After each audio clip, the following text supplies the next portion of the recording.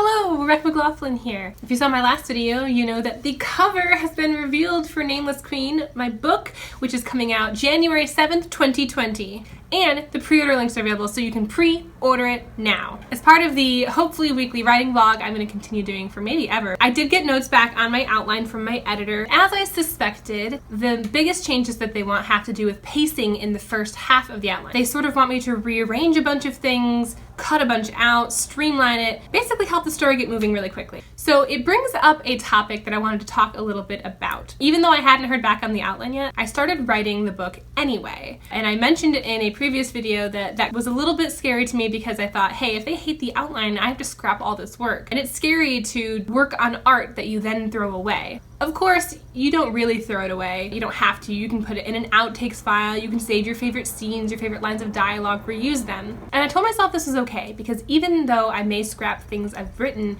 I've still used it as a chance to get to know the characters, the world, the story a bit better. It's never fun when you write 1/5 of a book and then throw it away, but because they want so many revisions to the first part of the story, it does look like a lot of the stuff I've written so far is going to be scrapped. And I'm not going to scrap all of it.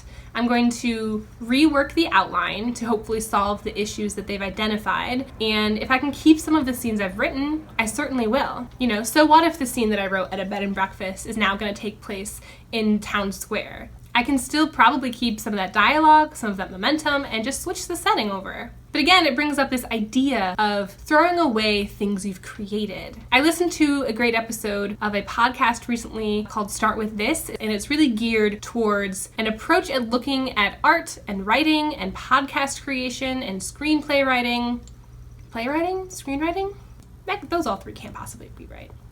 But anyway, they have an episode called Art is Disposable. And in it, they talk a lot about how to grow as an artist, you have to be okay with throwing away things that you've worked on, putting it aside, discarding it. In some cases, there are instances where you literally destroy it. You don't just figuratively set it aside or put it in a folder on the hard drive, you'll never look at it again. You literally destroy it. And I remember reading about one of Maggies T Fathers' events that she did where she had people decorate a cardboard box and put art on it, and then at the end they threw those boxes into the fire. Which is scary and crazy and weird to say, hey, I've made this thing, I'm just gonna immediately destroy it. Or hey, I've written 22,000 words of a book and I'm just gonna delete them. And this is an uncomfortable idea when you're first starting out. But I sort of wanted to try to frame it in a bit of a different way to help others understand maybe a bit more about why you need to be able to throw away things you've done. And it's not just when you find something that doesn't work or because you're starting something new. Just think of it as going through art class in elementary school. You, as a person, have created so much bad art in the form of bad ceramics, crayon drawings, sidewalk chalk, which is in itself a temporary medium. Think back your entire childhood all the way up to where you are now in your life, and you can't possibly keep everything you've made. Your parents certainly can't. Probably threw away a bunch of your drawings. Sorry. And this is an important growth that you have to go through basically, because you can't keep everything, and you don't want to either. It's like when you're hiking up to the top of the mountain. You don't need or want to photograph every single step you take on the path up there. What you really want to do is just get to the top and then start taking pictures. And then climb the next mountain. So to me, hearing this podcast, which I recommend you listen to, and hearing the story about how Maggies T Fathers approached building art with people, it's really in efforts to help you look at what you're doing now, not as necessarily the pinnacle of your journey, but just a point along the journey. And it helps you because even when you make something you think you like, at some point you're gonna get better than you are right now, and you're gonna look back and say, ooh, I see what I could have done better. And being able to have that wisdom, that insight into your own work, to see it less as a precious thing you've created that shouldn't be touched or revised or burned or rebuilt, hampers you from improving it. If you've made a piece of art and then you don't want to touch it for fear of ruining it, then you've limited yourself. You're basically telling yourself that you're not going to get better than you are right now. And that's just not true, because the more you do something, anything, the better you get. And if you love doing that thing, you'll keep doing it. That's the real secret to being a creator, to being an artist, to being good at anything really. It isn't that you're born with a level of skill or you're born with a level of talent. It's perseverance due to love.